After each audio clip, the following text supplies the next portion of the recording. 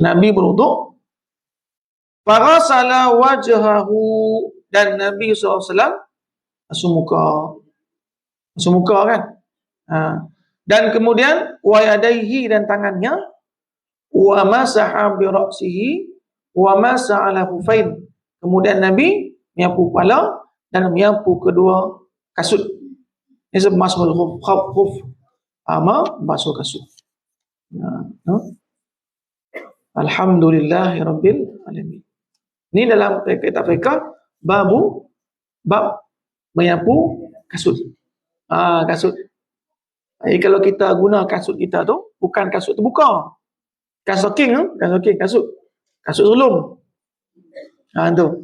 Yang dia tertutup kedua buku lali. Ditutup. Itu syarat dia.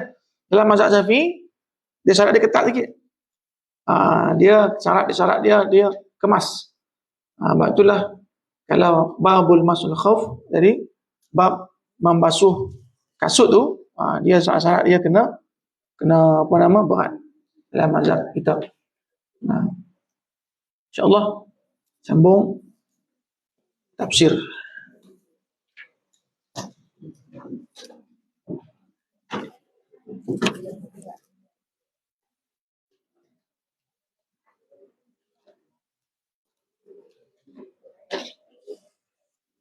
Jadi ketika mana kita baca hadis kenaan dengan kisah Nabi, macam itulah Nabi SAW bersama dengan sahabat.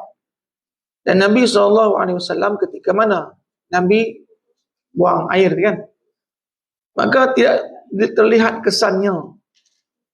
Sebab diceritakan, diriwayatkan ketika mana Nabi SAW buang air, sama ada yang besar atau kecil, maka bumi terus menutupinya, menelannya, dan pokok-pokok melindungi Nabi SAW daripada pandangan orang ramai. Dan tu diriwayatkan, dan dikisahkan. Tak sama dengan kita kan. Sebab itulah kita tengok Nabi SAW ketika mana selepas qada hajat, buang hajat, maka Nabi diberikan air untuk uduk kan. Ini Nabi ni ketika musafir ni. Jadi kes macam tadi, ketika mana Nabi musafir dalam perjalanan, yang boleh kita menyapu kasut kita dalam perjalanan. Alhamdulillah. InsyaAllah kita sambung surah Al-Insyiqaq. Kemudian Allah Subhanahu Wa Taala menyebut dua sebab dikenakan azab dengan firman-Nya. Muka surat 171. 171. Selagi kita surah Al-Insyiqaq itu kan. Idza as-samaa'u inshaqqat wa ajrat rabbiha huqqat. Jadi dah ketika mana Allah Subhanahu Wa Taala dalam ayat yang ke-13 ni, Allah Subhanahu Wa Taala menyebutkan punca seseorang itu terkena azab kan. Innahu kana fi ahlihi masrura. Sesungguhnya dia dahulu di dunia bersukaria di kalangan kaumnya. Apa makna dia? Dalam keadaan bersukaria dan meyakini dia tidak diazab oleh Allah Subhanahu Wa Taala dengan perbuatan yang dia buat, dengan kemaksiatan yang dia buat, sebab dia melihat orang dia ramai, penyokong dia ramai, jadi dia boleh buat suka hati dia. Dia boleh buat zalim. Sebab apa? Sebab semua ada dekat dia. Ni kana fi ahlihi masrura. Di dunia dulu dia bersukaria. Dia pergi mana pun, dia buat zalim apa pun, dia ambil hak orang pun, tidak akan dikenakan hukuman. Pasal apa? Sebab setiap sesuatu dia yang pegang. Ini punca azab yang pertama. Sebab tidak sedarkan diri. Masrura. Mereka bersukaria di kalangan kaumnya. Semasa di dunia dahulu, ia amat gembira dan tidak fikirkan tentang akibat perbuatannya. Jadi kita selalu tertipu dengan apa yang duk kita ada. Kita tidak memikirkan akibat yang kita akan perolehi daripada perbuatan yang kita buat, penipuan yang kita tipu, kan, suatu kebohongan yang kita bohong, kemudian kezaliman yang kita buat. Kita tidak pernah teringat pasal akibat dia. Kita ingat hidup ni selama-lamanya, sihat ni selama-lamanya. Sebab itulah manusia kadang dia berani tipu orang, dia berani mengingkari agama, perintah Allah, sebab dia rasa dia sihat kekal macam tu, kan? Dia ingat apa? Umur dia tetap macam tu. Jadi dia hanya mengikut hawa nafsu dia. Apa yang berlaku? Ikut hawa nafsu dia. Nafsu dia memerintahkan dia untuk bersenang-senang di atas dunia ni, di atas penderitaan orang. Kemudian dia pun senang-senang ikut nafsu dan syahwatnya sahaja, dengan sombong dan bongkak kerana tidak terlintas di pemikirannya berlakunya hari akhirat. Dia tak pernah terlintas di pikirannya terjadi sesuatu yang menakutkan akan terjadi, iaitu akhirat, kiamat. Dan macam itulah ketika mana kita tengok manusia yang Allah berikan musibah, Allah timpakan musibah, mereka tidak pernah terfikir mereka akan ditimpa musibah. Mereka bersenang lenang dengan kemaksiatan yang mereka buat. Mereka tidak mengikuti perintah Allah. Mereka olok-olok perintah Allah Subhanahu Wa Taala. Ketika mana gempa mai, kan? Ketika mana banjir mai, ketika mana musibah mai, barulah mereka rasa, dan barulah ketika itu mereka menyesal. Kegembiraan yang sedikit itu diikuti dengan kesedihan yang berpanjangan. Gembira di dunia ni sesaat saja, jawatan pangkat di dunia ni sesaat saja, harta kekayaan pun tak lama, dan kesedihan yang berpanjangan akan dirasai oleh orang-orang yang masrura tadi. Itu yang pertama. Jadi itulah punca yang pertama menyebabkan turunnya azab ataupun manusia diazab. Sebab apa? Sebab mereka dahulu bersukaria di kalangan kaumnya. Dan yang kedua, sesungguhnya dia menyangka bahawa dia sekali-kali tidak akan kembali. Dia menyangka dia tidak kembali kepada Allah. Dia ingat dia hidup kekal atas dunia ni. Dia menyangka, dia mengira jawatan itu hak dia dan kekal pada dia. Maka itulah disebabkan dia diazab oleh Allah Subhanahu Wa Taala. Jadi sesungguhnya dia menyangka bahawa dia sekali-kali tidak akan kembali. Mana dia apa? Tidak akan mati. Dia mengira dia tidak mati, dia tidak kembali kepada Allah Subhanahu Wa Taala. Tetapi sangkaan itu, kiraan itu tak betul. Jika mana dia merasakan azab Allah, seksaannya di depan mata, maka ketika itulah dia menyesali perbuatan dan keyakinan dia yakini di atas dunia dulu. Dia yakin tak kembali kepada Allah. Masya Allah. Berapa ramai kita tengok manusia dibutakan dengan syahwat, dengan nafsunya, dengan suatu perkara silah. Dibutakan dengan nafsunya. Ya. Ya. Ini ingat saya jumpa. Kunci. Kita apa?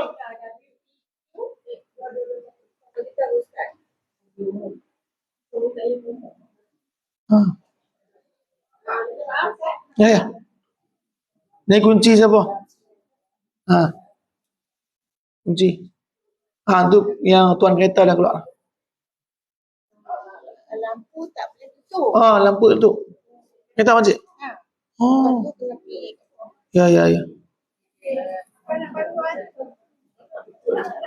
Kunci apa tak ni? Ada si makcik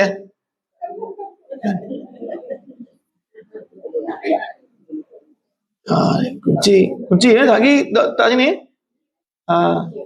Kunci rumah ke tadi, kunci bank ke? Lagi orang ambil duit.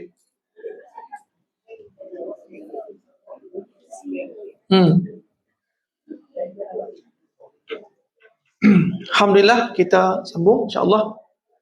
Moga Allah mudahkan segala urusan jemaah kita yang ada urusan, Allah mudahkan urusannya. Kan? yang tengah sakit, Allah berikan kesembuhan, insya-Allah. Macam ada anak dia sakit, ada cucu sakit kan, ada menantu sakit, ada sakit hati pula, macam-macam ada sakit gigi. Moga Allah Subhanahu Wa Taala berikan ubat dia, kan? Allah berikan kesembuhan. Jadi semua itu Allah Subhanahu Wa Taala yang menjadikan, dan dia jugalah yang akan mengambilnya balik. Jadi insya-Allah kita sembuh. Jadi sesungguhnya dia menyangka dia sekali-kali tidak akan dikembalikan. Ini yang kedua disebabkan azab. Sebab dia mengira dia tidak akan dikembalikan kepada Allah. Sebab dia kata dalam Quran Karim, innahu kana fi alihi masrura innahu zanna an la yahur. Masya-Allah. Ini sebab azab tu.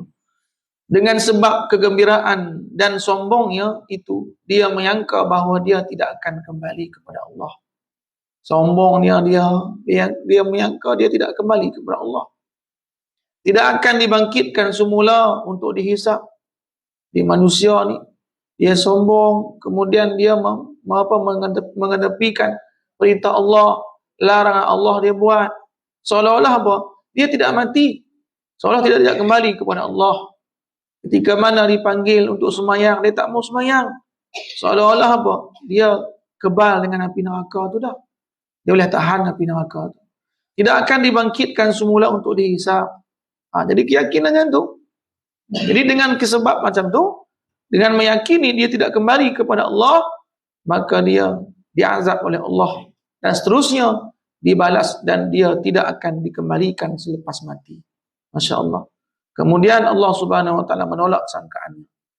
Allah menolak sangkaannya. Bala inna rabbahu kana bihi basira, kata Allah. Sekali-kali kata Allah, sungguhnya sangkaan kamu itu, kata Allah, tak betul. Sesungguhnya dia mengembalikan. Jadi Allah Subhanahu Wa Taala menolak sangkaan itu dengan berfirman, malah dia kembali, sesungguhnya Tuhanmu sentiasa melihat. Bala, tidak. Sungguhnya apa? Dia akan kembali. Innahu kana bihi basira. Dia akan dibangkitkan, dia akan dikembalikan, dia akan diperhitungkan, dan dia akan dihisap oleh Allah Subhanahu Wa Taala. Di suatu hari dihisap oleh Allah, dan Allah Subhanahu Wa Taala akan balas semua perbuatan dia. Dia akan dikembalikan kepada Tuhannya. Allah Subhanahu Wa Taala mengembalikannya sebagaimana dia memulakan kejadiannya. Allah balikkan kita, Allah ciptakan kita seperti mana Allah ciptakan kali pertama.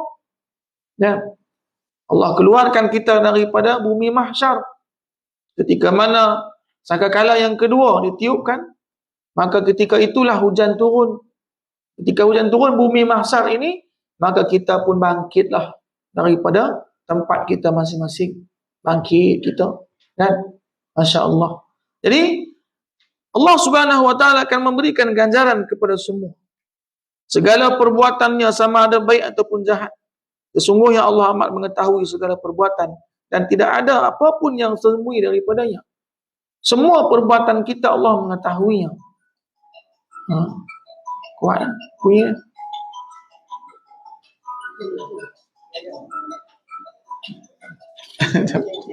Boleh angkat. Okey. Alhamdulillah. Jadi kadang kita, ketika kita kalut, kita tak tahu apa. Kalut, kita tak tahu apa kan. Macam tu. Tapi kalau kita tak ni, kalau boleh kita. Kadang-kadang handset kita sendiri tak tahu nak jawab macam mana.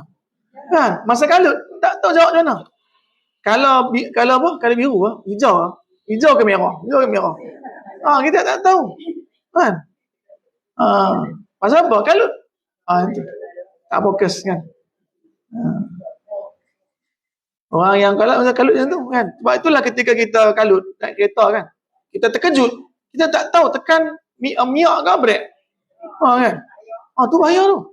Itulah banyak orang yang masuk longkang tu. Kan? Masuk longkang.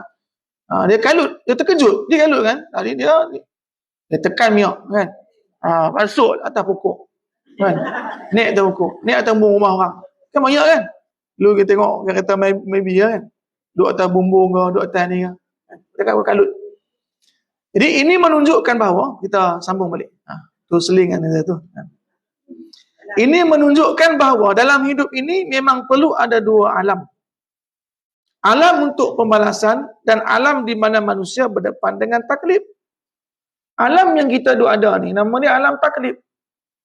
Ketika mana alam dunia ni, Allah Subhanahu Wa Taala berikan tugasan kepada kita untuk kita mendapat di alam akhirat. Allah berikan tugasan kepada kita untuk kita buat. Hasilnya akan kita perolehi di akhirat. Maka dua alam, alam taklif, Allah Subhanahu Wa Taala taklifkan kepada kita suatu kewajipan, perintah dan juga larangan. Pada larangan itu ada siksaan, pada perintah itu ada kenikmatan. Jadi ketika mana kita buat perintah Allah, Allah berikanlah nikmat. Ketika mana kita buat larangan Allah, Allah berikan kita azab. Jadi semua tu Allah Maha Adil, kan? Inilah persepsi yang betul dari sudut ilmu, selaras dengan kudrat dan kebijaksanaan Allah Subhanahu Wa Taala. Jadi pedoman hidup daripada ayat surah Al-Insyiqaq, ayat yang pertama hingga ke apa? 14 hingga ke 15, kan? Yang pertama, antara tanda-tanda kiamat ialah pertama yang langit terbelah dan berkecai. Itu mula yang kiamat lah tu. Jadi ketika mana bermula yang kiamat, antara tanda-tandanya lah. Bukan kita kata ni awal kiamat, bukan. Antara tanda-tanda kiamat ni, ketika mana langit dia terpecah belah dan dia jatuh, diiringi gumpalan asap seperti awan yang putih. Gumpalan asap seperti mana awan putih. Diiringi. Kedua bumi menjadi rata. Yang kedua lepas tu, ni selepas huru hara semua ni, kan? Bumi ni jadi rata. Tak ada gunung ganang, tak ada dah. Bukit pun tak ada dah. Semua jadi rata semua. Kan?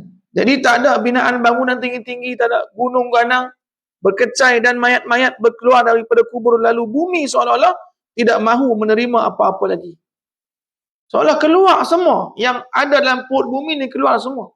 Dia tak mau terima apa-apa dah. Masya Allah. Kan? Langit dan bumi pula mendengar, patuh serta akur kepada perintah Tuhannya. Jadi ketika Allah perintahkan satu perintah, tiupan sangkakala pertama ni, bumi dan langit ni patuh. Seolah apa? Itu sebagai tanda dia akan binasa. Dia ikut patuh atas perintah Allah Subhanahu Wa Taala. Maka pecahlah langit, bumi, kan, dan menjadi satu. Dan dia atau macam tu saja. Dihamparkan. Dan memang sepatutnya ia mendengar arahan Tuhannya yang menciptanya. Yang kedua, setiap manusia lumrahnya berusaha dan berpenat lelah dalam kehidupannya. Dalam keadaannya, mana manusia ni memang semula jadi. Allah ciptakan. Dia berusaha dan berpenat lelah dalam kehidupannya. Sebab dalam kehidupan kita ni, kita letih dalam kehidupan kita ni, untuk kita apa? Mendapat kenikmatan di akhirat. Kita kawal hawa nafsu kita, kita paksakan diri kita untuk duduk di tempat-tempat yang baik. Bukan perkara mudah. Nampak macam ni, duduk macam ni, mata memandang dia memang sejuk. Tapi hati kita nak mulakan duduk majlis macam ni, panas. Mata nampak mandang memang sejuk. Sebab itulah ketika mana orang daripada luar tengok apa kita pada malam kita, memang sejuk mata mandang majlis. Tapi nak memulakan kita duduk dalam majlis tu, dia bukan perkara yang mudah. Kan? Banyak cabaran, panas. Yang kita duduk pula, tak boleh duduk dalam keadaan yang selesa. Sakit kaki, kan? Lama pula duduk tu, kan? Jadi perkara ni bukan mudah. Tengok memang sejuk, tapi nak mulakan satu majlis tu, Masya Allah, cabaran dia banyak. Cabaran dia banyak. Kemudian dia pasti akan kembali pada hari kiamat membawa amalan kepada Allah Subhanahu Wa Taala. Jadi semua yang penat kita ni, letih kita kan. Mai sini pula dengan kita mandu kereta kita kan. Modal kita keluar, lepas tu kita balik pula kan. Kita tak siap kerja rumah kita. Tapi dengan niat hati kita tadi ni, tak apalah, siap saja, sejam. Opo-opo start pula belajar. Kan? Tak jam pula kan. Jadi makna dia apa? Makna dia, semua letih dan penat kita ni, Allah kira dia sebagai pahala. Kemudian kita akan dapat, Allah berikan kepada kita di akhirat.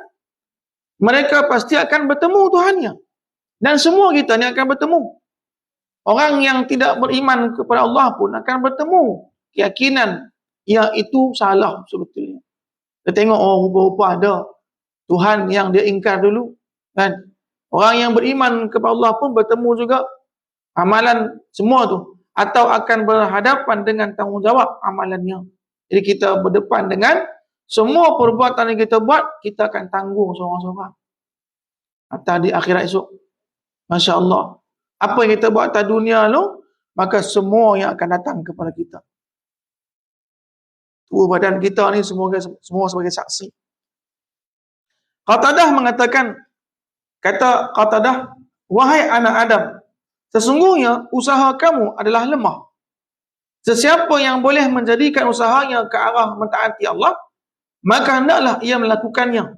Karena tiada kekuatan kecuali dengan Allah Subhanahu wa ta'ala. La quwwata illa billah. Betul kata, tiada kekuatan melainkan kekuatan yang Allah berikan. La quwwata illa billah. La haula wa la quwwata illa billah. Ini menunjukkan bahawa dunia ini adalah tempat bersusah payah dan berpenat-penat dan berpenat lelah. Jadi dunia ni macam tu. Tempat kita penat.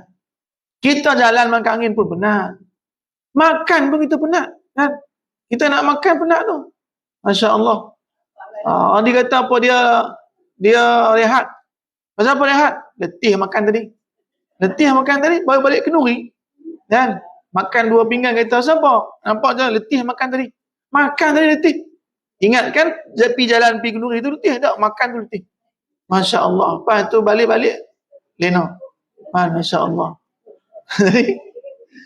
Jadi semua ni, semua letih. Makan angin pun bukan mudah kan. Pergi melancong, pergi melancong. Mana bukan kita jalan tu bukan senang. Tetapi apa letih.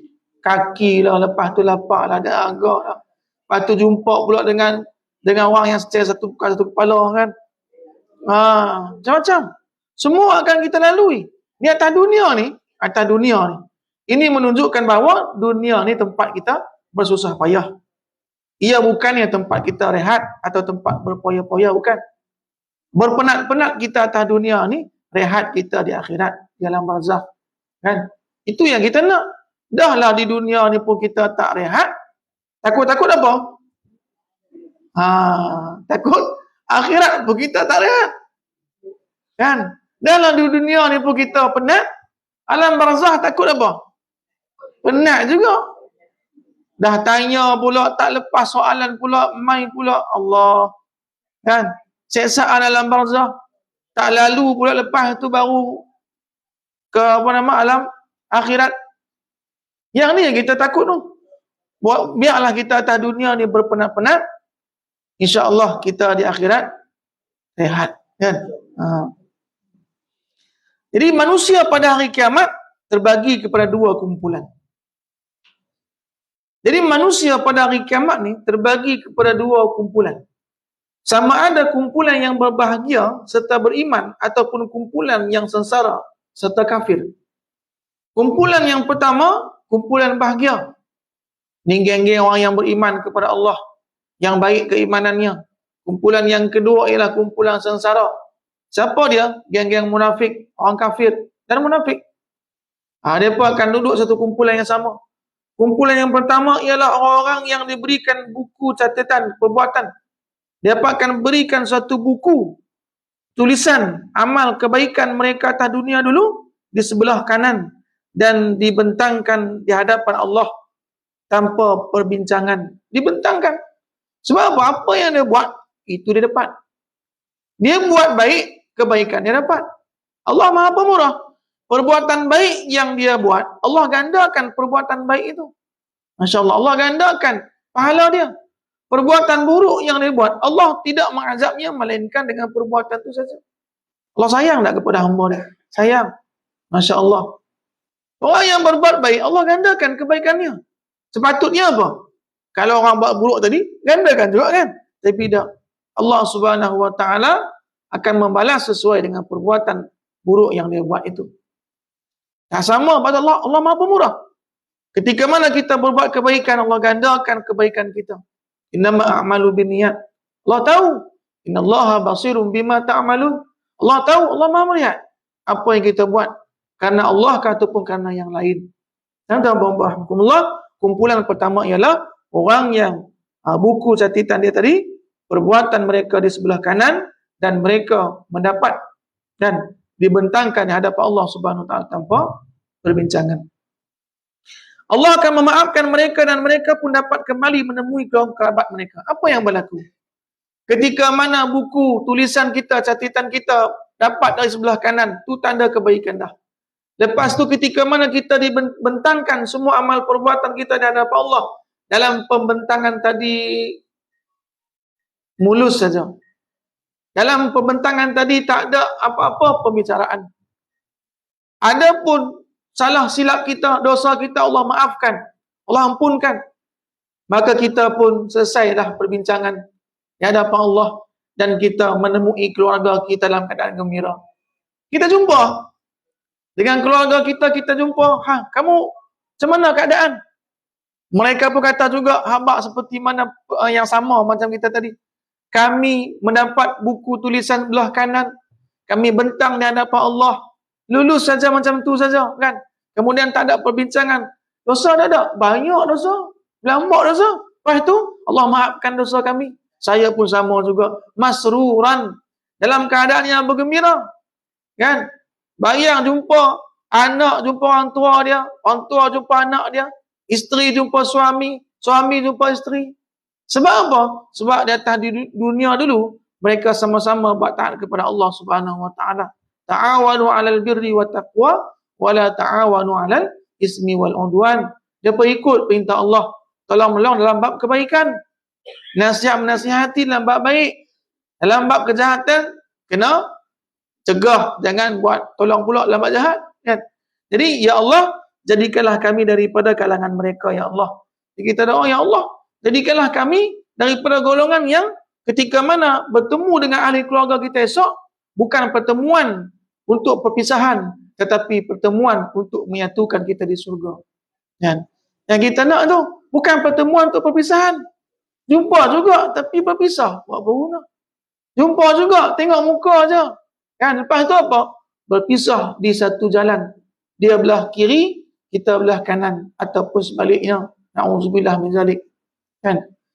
Jadi kumpulan yang kedua ialah golongan yang mengambil buku catatan dia, mereka amalan mereka betul-betul di sebelah kiri pula. Atau di sebelah kiri dan belakang mereka. Masya Allah.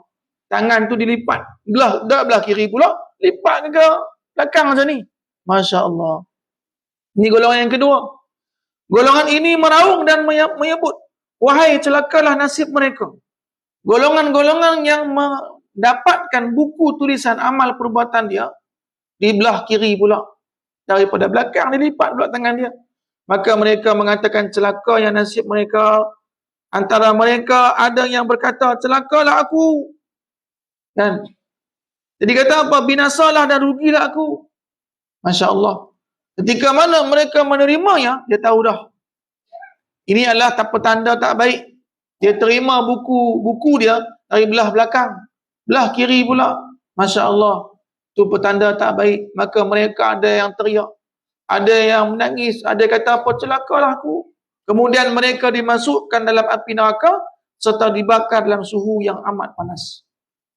Kemudian mereka ni dibimbing oleh malaikat Zabaniyah masuk ke dalam neraka. Tak ada siapa pun yang mampu lawan. Sebab kehendak kita nak membantah ketika tu tak ada dah.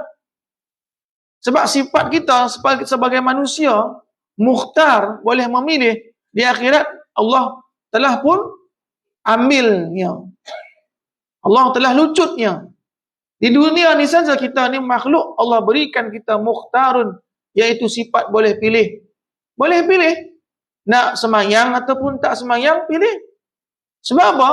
Sebab orang yang tak semayang pun hidup kan? Hidup juga. Tak mati. Orang yang tak semayang pun makan tak? Makan. Kan? Beriman atau tak beriman, pilih kita dunia ni. Tapi ketika mana kita telah memilih untuk beriman, kita disebut ada ilzam. Kita ada tuntutan. Tuntutan beramal sesuai dengan iman kita. Kita beriman kepada Allah, Allah berikan kita taklif. Taklif ni apa? Satu kewajipan. Maka itu tuntutan nama dia. Tapi itu pun tak ada paksaan. Tak ada ala wajhi ilzam saja. Sebab kita kata kita beriman tadi, kan? Maka diikat kita dengan hukum hakam tu. Kan? Tapi juga tidak kita dipaksa. Ramai orang yang beriman tak sembahyang, dia kata tak beriman kepada Allah. Adakah tidak beriman dia tu, dia tak, dia beriman tak solat, terus dia mati? Terus makanan dia tak boleh masuk mulut? Tak ada. Kan? Pilihan. Di akhirat, Allah lucutkan dah. Allah ambil dah. Allah ambil sifat mukhtar ni. Allah subhanahu wa ta'ala berikan semua makhluk yang makhurun. Makhur ni apa? Semua ikut dan tunduk atas kalam perintah Allah. Allah subhanahu wa ta'ala kata apa? Wamtazul yawma ayyuhal mujrimun. Hari ini, orang-orang yang mujrim berpisah daripada orang yang baik. Maka secara sendirinya mereka berpisah. Orang yang mujrim, pendosa, dia tak boleh paksakan dia pergi ke golongan ashabul yamin. Aku nak pergi lah, kan? Yorok pergi. Tak boleh. Ataupun kita apa? Kita pakai topeng apa? Kan? Kita pakai tutup muka ke? Ataupun kita nak menyamar ke? Jadi orang baik? Tak boleh dah. Berlakon. Atas dunia ni boleh kita berlakon. Ya, boleh berlakon. Tapi di akhirat, tak boleh dah. Wamtazul yawma ayuhal mujrimun. Hari ini pisah. Orang yang mujrim, belah kiri. Jalan masuk terus ke neraka. Malaikat bimbing masuk neraka. Ashabul yamin. Ashabul yamin pula, belah kanan. Mana ni? Pergi ke surga, dibimbing. Malaikat Ridwan. Kan? Masya Allah. Jadi semua kita ni, tak boleh ada ketika itu melawan. Ataupun, aku tak masuk neraka. Kan? Kemudian kita pergi, seorang-seorang kita pergi masuk golongan ashabul yamin. Tak boleh. Pasal apa? Noh kaki kita ni. Kita jalan pakai apa? Pakai kaki. Kaki tak mau. Kaki dia tak mau bantah perintah Tuhan dia. Mulut kita, tangan kita tak mau dia bantah perintah Tuhan dia. Allah berfirman, ashabul yamin, simal. Dia doakan kita. Masya Allah. Dan macam itulah keadaan sampailah manusia yang pendosa tadi dihumban masuk dalam api neraka. Maka mereka semua teriak kesakitan. Dan mereka nak keluar daripada neraka. Tapi tiap-tiap kali mereka berusaha nak keluar, maka malaikat tolak dia balik ke dalam masuk dalam neraka. Masya Allah. Kan? Jadi kumpulan ini rugi. Kerana mereka sombong di dunia dan mengingkari hari kebangkitan. Jadi kumpulan tadi ni, kumpulan yang masuk ke dalam golongan sombong, mereka mengingkari kebangkitan, perbuatan mereka seolah-olah tak ada Tuhan kat dunia ni. Perbuatan mereka seolah-olah apa? Tak ada Tuhan yang maha melihat. Dia tidak meyakini Allah yang maha melihat. Perbuatan dia menipu, maka muka dia macam muka tak menipu. Kan? Berlakon. Banyak tu. Setiap yang dijanjikan dia tak buat, lepas tu buat muka-muka dia macam muka orang yang bekerja, orang yang hebat. Masya Allah. Jadi atas dunia ni banyak macam tu. Kan nampak muka-muka baik kan. Rupa-rupa perbuatan dia banyak merugikan orang lain. Jadi perbuatan seperti ini Allah akan hisap. Kira, hitung semua. Jadi ketika mana kita menyedari semua yang ada ni, kita atas dunia ni akan berdepan untuk dihisap oleh Allah Subhanahu Wa Taala. Maka kita akan letakkan diri kita jaga-jaga. Yang hak kita ambil, yang bukan hak kita jangan ambil. Kalau hak orang, beri kat orang yang berhak. Masya Allah. Kan? Sebab pembalasan dosa dan pahala akan Allah Subhanahu wa taala balas sesuai dengan perbuatan yang dibuat di dunia. Allah Subhanahu wa taala amat mengetahui tentang mereka, tempat kembali mereka kepadanya, kepada Allah Subhanahu wa taala. Allah Maha mengetahui. Jadi kegembiraan yang dilarang ialah apa pula yang tak boleh kita gembira? Gembira yang bagaimana yang dilarang? Kayak tadi, kana fi alihi masrura kan? Sebab apa mereka diajak? Sebab mereka atas dunia dulu, duduk dalam keluarga mereka ni, duduk dalam keadaan yang bahagia, bergembira, kan? Tidak mengingati perintah agama dan kegembiraan bagaimana, kan? Jadi kegembiraan yang lahir daripada sifat sombong, bongkok. Yang ini yang tertipu tadi. Dia bergembira lahir daripada sifat sombong dia. Daripada sifat bongkok dia. Dan bukanlah yang lahir daripada redha dengan qada. Ada orang yang dia terima ketentuan Allah Subhanahu wa taala. Dia bergembira dengan apa yang Allah tentukan kepadanya. Yang ini sifat manusia, sifat menerima ketentuan Allah Subhanahu wa taala dan memperolehi beberapa kemuliaan dan kelebihan pribadi berdasarkan firman Allah Subhanahu wa taala.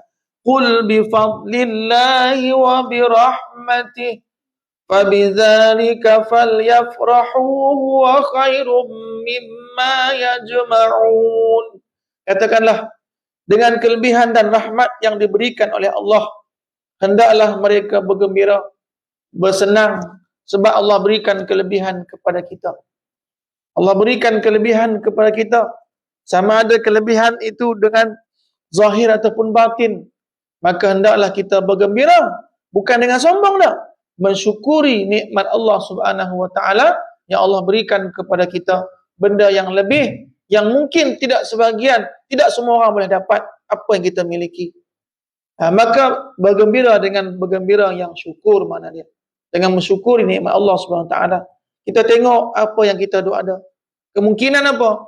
Apa yang duk kita ada ni, orang lain ramai yang tak ada. Dan orang lain mengingininya. Kan? Kita duduk ada kereta. Kan? Ramai orang yang tak ada kereta, yang mengingini kereta yang sama dengan kita. Kan? Pada suatu hari kita duduk dalam kereta ni. Kereta kita kata kereta saya ni tak berapa cantik lah. Kereta saya ni macam-macam lah komen kita. Kan? Itulah komen apa? Cuba kalau kita balikkan dia. Masya Allah, berapa ramai orang yang mengingini kereta yang macam saya ni. Kan? Betul tak? Maknanya apa? Kalau ramai manusia yang tak ada kereta, yang dia suka macam kereta kita, maka kita timbul syukur kepada Allah. Kita makan apa? Makan nasi, makan ayam, lauk dia. Berapa ramai orang yang tak boleh makan seperti mana yang kita makan. Yang duduk dalam kemiskinan, yang tak boleh makan sehari 3 kali. Kita boleh makan sehari 10 kali. Tak ada siapa pun larang. Pasal apa? Semua dah cukup.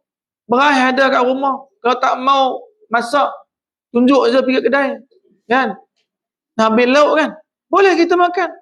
Mana kita bersyukur kepada Allah. Kelebihan itu Allah beri kepada kita. Dalam masa yang sama, ramai orang yang tak dapat kelebihan itu. Masya Allah. Ramai yang tak dapat. Kita pakai baju lawa. Tudung lawa. Tengok tudung dia color macam-macam. Kan? Yang color hijau kata Alhamdulillah. Ramai orang yang sukakan tudung saya ni. Tak ada. Kan? Tak ada dia tudung macam tu. Masya Allah. Kita bersyukur. Bukan makna membanggakan. Itu lain. Kalau kita banggakan, maknanya apa? Kita merendahkan orang yang tak ada memiliki macam kita. Tapi kita tidak. Syukur kepada Allah. Alhamdulillah. Allah berikan kepada kita. Kita jaga dengan elok. Kita gunakan dengan elok. Yang tu. Jadi, makna tadi apa? Qul bi fadlillah wa bi rahmatih. Katakanlah, dengan kelebihan dan rahmat Allah yang diberikannya kepada kita, hendaklah kita bergembira. Kita redha menerimanya. Dan kita berlapang dada untuk menerima pemberian Allah Subhanahu wa taala. Jangan Allah berikan sesuatu nikmat kepada kita, kita memandangnya dengan pandangan yang separuh redha. Mana tak pahati, separuh terima. Kata buat banyak yang kita kata ni tak betul lah. Yang ni saya ni tak saya tak berkenan lah benda ni. Kan? Walhal apa perkara tu telah pun ditakdirkan Allah kepada kita. Ibnu Zaid berkata, Allah menggambarkan ahli surga ni, kata Ibnu Zaid, Allah menggambarkan ahli surga sebagai orang yang penuh dengan perasaan takut kepada Allah. Ahli surga ni, kata Ibnu Zaid, Allah menggambarkan ahli surga ni penuh dengan perasaan takut kepada Allah. Takut kepada Allah Subhanahu wa taala. Ahli surga ni, dia takut kepada Allah. Ni belum dalam surga ni. Ni masih lagi dia atas dunia. Maka sifat mereka takutkan kepada Allah Subhanahu wa taala. Jadi dan mereka sedih, menangis serta bersifat rendah hati dan penyayang di dunia. Di dunia ni. Belum lagi. Ini sifat ahli surga. Sifat ahli surga. Pertama, rasa takut sentiasa ada dalam hatinya. Takutkan Allah Subhanahu wa taala. Orang yang takutkan Allah, apa pun yang Allah berikan kepada dia, dia bersyukur kepada Allah. Kata alhamdulillah. Alhamdulillah. Kan? Ketika mana dia nak pergi pak mengaji, start kereta, boleh bunyi lagi. Kan? Boleh bunyi lagi. Alhamdulillah. Saya start kereta tak bunyi. Tak bunyi. Kan? Pulang-pulang tak bunyi. Alhamdulillah. Mana dia apa? Ada yang Allah Subhanahu wa taala berikan sebalik itu. Maka tak mengaji. Kan? Tengok-tengok, tutup lampu tak ada tutup lampu. Macam makcik tadi, kan? Mana dia apa? Allah Subhanahu wa taala telah uji. Allah berikan ujian kepadanya. Jadi setiap kita ni ada Allah berikan ujian. Maka kita hanya mengatakan memuji Allah Subhanahu wa taala. Alhamdulillah. Kan? Orang yang ada rumah dia kecil, alhamdulillah. Rumah besar pun alhamdulillah juga, kan? Semua itu. Sebab ketika mana kita tidak sambut nikmat tu dengan alhamdulillah, sifat tamak tu akan menjadi-jadi. Sifat tamak ni akan lebih teruk, akan jadi. Kan? Dia ada rumah kecil, dia kata, saya nak rumah besar lah. Dia tak ada nikmati rumah kecil tu, tak ada nikmat ni. Dah dia sibuk dengan rumah besar. Masya Allah. Kemudian dia dapat rumah taman, contoh rumah teres kan. Dia beli dah. Saya nak rumah belakang di sungai ya. Pula, kan? Jadi mana dia apa? Jadi mana dia ketika mana kita tak nikmati dengan nikmat yang Allah berikan pertama ni, yang kedua yang kita nak pun takkan dapat. Lepas tu dapat rumah dah belakang di sungai, kan? Lepas tu pula nak pula rumah yang lain apa? Rumah yang ada kolam depan. Tak ada kolam lagi dah. Kan? Masya Allah. Kan? Wah, sungai belakang tu rumah tu boleh lah mancing. Boleh menjala. Kan? Mancing apa? Mancing normal. Belakang rumah ada sungai. Boleh mancing. Boleh mancing, boleh menjala. Masya Allah. Mana apa? Setiap nikmat tu yang Allah kurniakan kepada kita, bagi apa nama? Syukurlah atas nikmat tu. Barulah kita merasai nikmat tu. Kalau kita tidak mensyukurinya, maka kita tidak akan pernah merasa cukup dalam semua nikmat yang Allah beri. Takkan boleh kita syukur. Mana apa? Ambil satu ni pula, nak lain pula. Tak ada nikmat tu nak pula yang lain. Last kali apa? Sampai ke mati, tak ada rumah yang duduk betul. Masya Allah. Kan? Tuan-tuan, rahmatullah. Jadi, sentiasa rasa takut kepada Allah. Menangis, sedih, bersifat rendah hati dan penyayang. Oleh itu, mereka disusuli dengan nikmat dan kegembiraan yang diberikan oleh Allah di akhirat. Sebabkan sifat dia tadi, sifat yang baik atas dunia ni, Allah akan kurniakan dia sifat gembira, masruran. Kan? Allah berikan dia kegembiraan bertemu dengan anak dia, suami, isteri, pasangan dia. Diberikan oleh Allah kepada mereka di akhirat. Kemudian Ibnu Zaid membacakan firman Allah, qalu inna kunna qablu fi ahlina musfiqin famanna Allahu alaina wa waqana azabas samum. Mereka berkata, siapa ni? Orang yang Allah selamatkan. Allah himpunkan dia dengan ahli keluarga dia esok. Kan? Mereka kata apa? Sesungguhnya kami dahulu sewaktu berada di dunia, di tengah-tengah keluarga kami, selalu merasa ceria.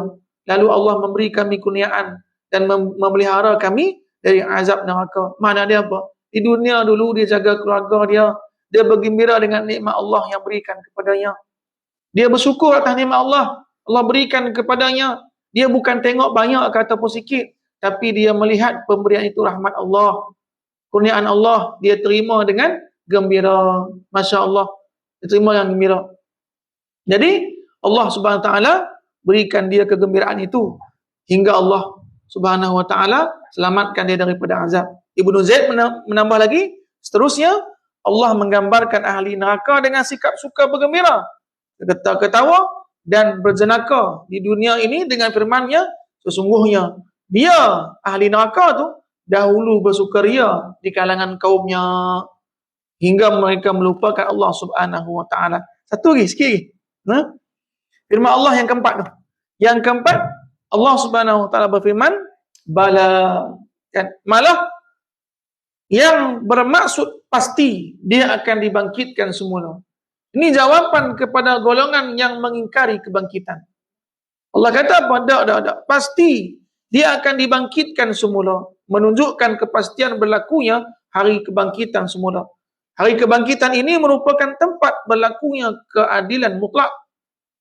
Keadilan mutlak itu hanya di akhirat. Keadilan di dunia ni bukan mutlak. Semua keadilan di dunia ni keadilan yang nisbi saja. Nisbah. Kalau dia orang yang tak ada kuasa, maka diberikan di hukuman yang seberat-beratnya sesuai dengan undang-undang yang berlaku. Ketika mana dia ada kuasa, kekayaan, ada harta, tak. Yang tu lain pula. Kan? Keadilan yang mutlak tu, yang betul-betul, hanyalah di hadapan Qadi Rabbul Jalil, iaitu Allah Subhanahu Wa Taala. Setiap manusia akan menerima balasan amalannya, baik ataupun jahat, di hadapan Allah Subhanahu Wa Taala. Tuan-tuan dan rahmakumullah, moga Allah Subhanahu Wa Taala berikan kepada kita ganjaran kebaikan daripada apa yang kita buat, dan Allah Subhanahu Wa Taala mengampuni dosa kita. Allah padamkan dosa kita, Allah hapuskan dosa kita. Sebab dosa kita ni banyak. Dosa kita kadang-kadang yang membuat, yang menghalang kita daripada kita taat kepada Allah. Kita nak berbuat amal ibadah, dosa kita membebankan kita berat. Kita niat nak buat dah, tapi dia halang kita. Sebab apa? Sebab berat. Masya Allah. Tuan-tuan dan rahmatullah, insya-Allah moga Allah bukakan hati kita, kepahaman kita, Allah berikan sifat istiqamah kepada kita agar kita sentiasa dalam menapaki satu hidayah Allah Subhanahu Wa Taala. Al-Fatihah. A'udzubillahi minasyaitonir rajim. Bismillahirrahmanirrahim. Alhamdulillahirabbil alamin. Arrahmanir rahim. Maliki yaumiddin. Iyyaka na'budu wa iyyaka nasta'in. Ihdinas siratal mustaqim. Siratal ladzina an'amta 'alaihim ghairil maghdubi 'alaihim waladdallin. Amin. A'udzubillahi minasyaitonir rajim. Bismillahirrahmanirrahim. Alhamdulillahirabbil alamin. Salatu wassalamu ala asyrafil anbiya'i wal mursalin wa ala alihi wa sahbihi ajma'in. Allahumma a'inna ala zikrika wa syukrika husni ibadatik. Allahumma yassir wa la tu'assir wa tammim bil khair. Allahumma yassir wa la tu'assir wa tammim bil khair. Allahumma yassir wa la tu'assir wa tammim bil khair. Allahumma la tada' lana fi maqamina hadza zamban illa ghafarta wa la hamman illa farajta wa la daynan illa qadayta wa la maridan illa shafaita wa la imtihanan illa najahta wa la dhalan illa hadaita wa la musafiran illa wasalta wa la hajata min hawaijid dunya wal akhirah illa qadaytaha wa yassartaha ya rabbal alamin. Allahumma anzilir rahmata was sakinata wal afiyata was sihhata alaina ajma'in. Allahumma aftah lana abwabal khair wa abwabal barakah wa abwabal afiyah wa abwabal salamah wa abwabal sihhah wa abwabal rizq wa abwabal hidayah wa abwabal jannah bi rahmatika ya arhamar rahimin. Allahumma a'izzal islam wal muslimin wa azil syirka wal musyrikin wa dammir a'da'aka a'da'ad din wansur ibadakal muwahhidin ya rabbal alamin. Allahumma ansur ikhwanana al muslimina fi Palestin. Allahumma ansur ikhwanana al muslimina mustad'afina fi Palestin. Allahumma ansur ikhwanana al muslimina al mujahidina fi Palestin. Allahumma inna naj'aluka fi nuhuri a'da'ina wa na'udzu bika min syururihim. Allahumma baddil syamlahum wa farriq jam'ahum شتت كلماتهم وزلزل أقدامهم سلط عليهم كلبا من كلابك يا قهار يا جبار يا منتقم يا الله يا الله يا الله اللهم يا منزل الكتاب ويا مجري السحاب ويا هازم الأحزاب اهزمهم وانصرنا عليهم اهزمهم وانصرنا عليهم اهزمهم وانصرنا عليهم صلى الله على سيدنا محمد وعلى آله وصحبه أجمعين والحمد لله رب العالمين. Assalamualaikum warahmatullahi wabarakatuh.